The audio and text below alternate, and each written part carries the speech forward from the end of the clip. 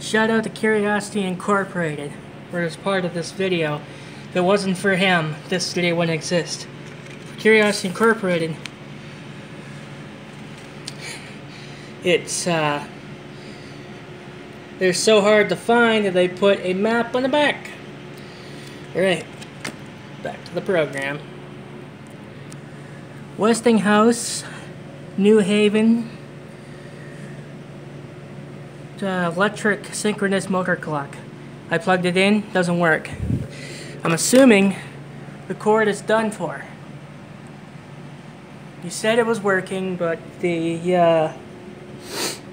guy at Curiosity said it was working, but as soon as I plugged it in, it was DOA.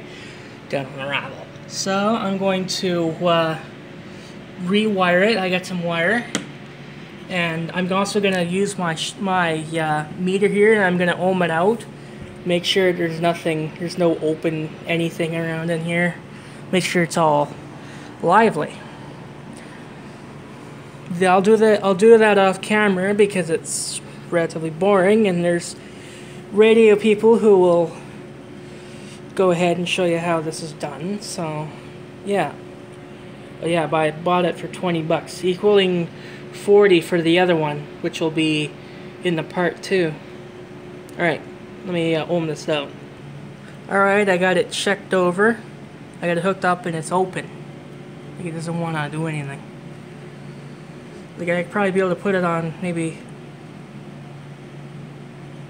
2K ohms, and we'll see. Yeah.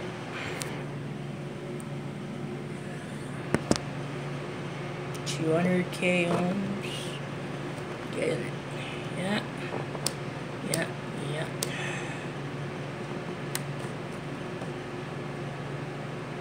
Okay.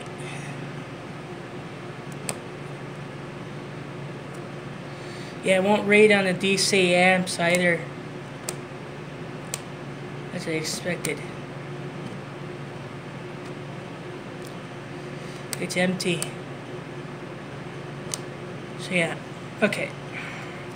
Usually, you put to the tongue, and it reads. So, you know how sensitive this thing is. So, this means that the wire is likely shot somewhere. I'll go into the motor, into the inside of the synchron, and I will ohm that out as well, just to make sure. Okay, give me a second, I gotta pop up the back. Alright, I checked it out, and it's not reading really anything. That's just because there's really no power going to it. So what I'm going to do is I'm going to see if I can get the, I'm going to have to take the tiny little screws down there right off, and I'm going to have to pull this, pull the little motor assembly apart and try it and see it. Alright, give me a second. This is a very tedious task, so yeah. You don't really need to take this back plate off with the particular clock I'm working on, but considering I'm going to be oiling the movement anyways, this you wouldn't mind doing. So yeah. Alright. Let me continue. Now this wire, I took it off. It's to many people this would just be junk. To me, actually, you see the wire's actually in really good condition still, like the inside parts.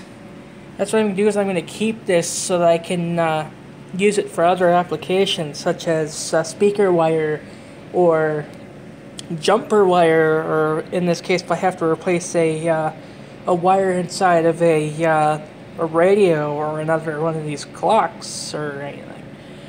Alright, I'm going to take the motor out, and I'm going to take the front nut off as well, if I can get to it.